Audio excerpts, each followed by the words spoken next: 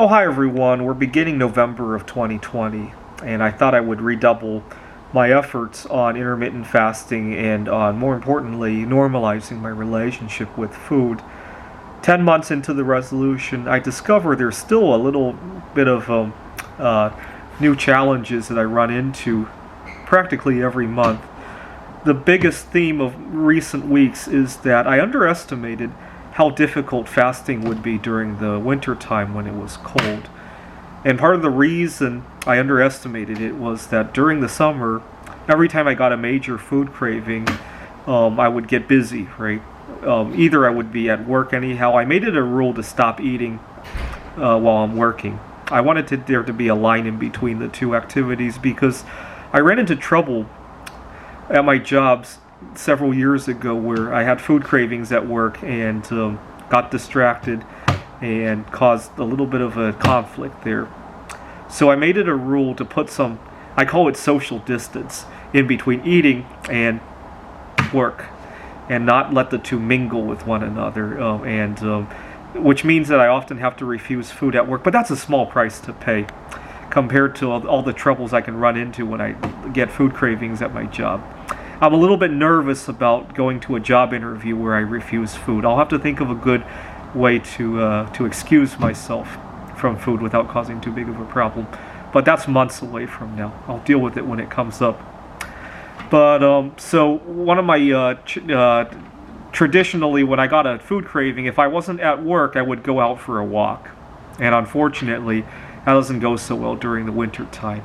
And unfortunately, other things that I try to distract myself with don't nearly work as much. It's harder to eat while I'm out for a walk. It's a lot easier to eat if I'm going to do something else, right? Whether it be programming a computer game or even when I'm recording YouTube videos. There's a lot of editing in between the videos, and then I often chomp on something there. Going out for a walk is still the best way to deal with that. Unfortunately, I can't do that anymore. So that became a big of a hurdle to overcome. The other big hurdle is that I get into a festive mood, right? Whether it be elections coming up recently, Halloween was a challenging one. I managed to fast on the day of Halloween, but in the weeks leading up to it, I was just in a very festive mood. That's going to be challenging with Thanksgiving and Christmas, obviously. Anyways, when I was 17 years old, I ran into some trouble with Thanksgiving. The reason being that I felt I had overeaten on Thanksgiving, and I felt I had already blown it.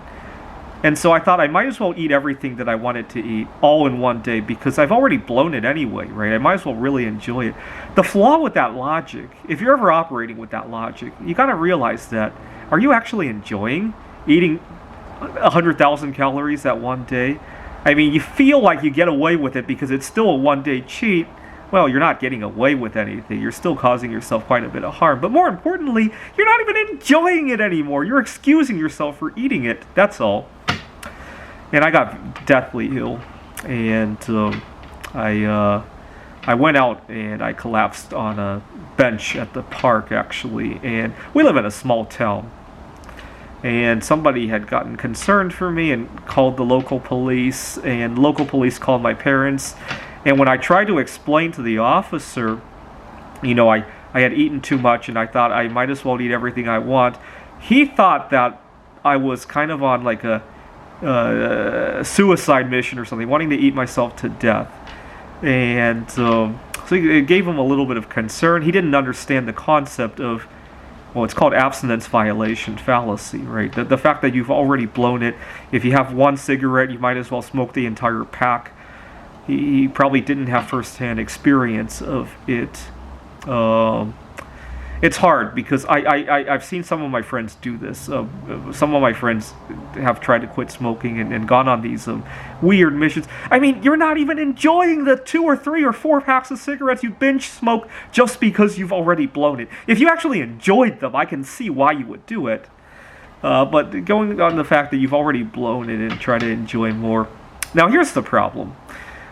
I have such a fond memory of that time when I was 17 and the police officer talking to me and calling my parents out of concern that I often binge eat again on Thanksgiving just to relive them. I mean, I obviously don't get in trouble with the police anymore, but it's a big habit that I need to break, a tradition that I need to break.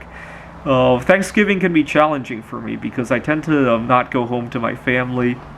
I talked about this in other videos. A lot of my coworkers think that because I'm single, Thanksgiving doesn't mean so much. So I end up getting all those undesirable hours, which I kind of need anyway. But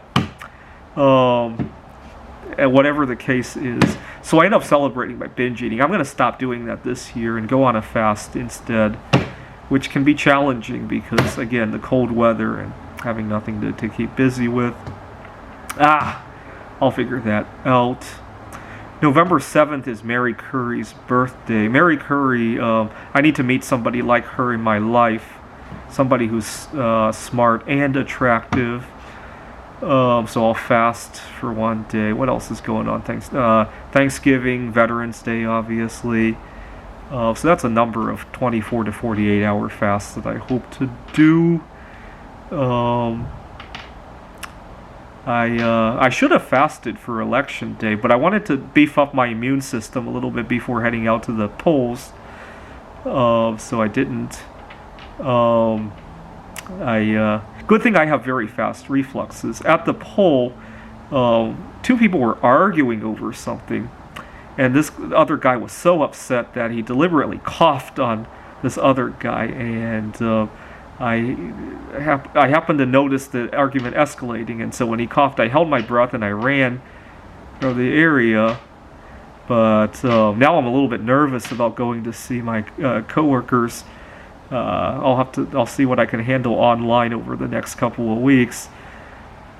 I have several coworkers who are elderly, which is why I wanted to make sure I had some baking chocolate before going out to the polls. And then December 8th, 2011, I started writing computer games. I'll probably fast for that as well.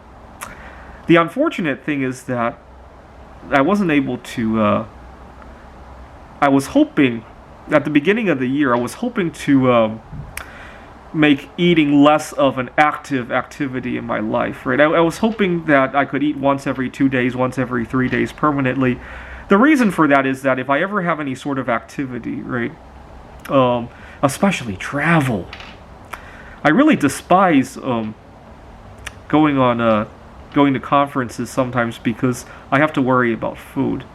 If I can go to a conference in, let's say it's a city that I'm not familiar with, right? I'm trying to think. Last year, Macau was pretty challenging, which is what inspired me to try to get over some of my food dependency, if you will.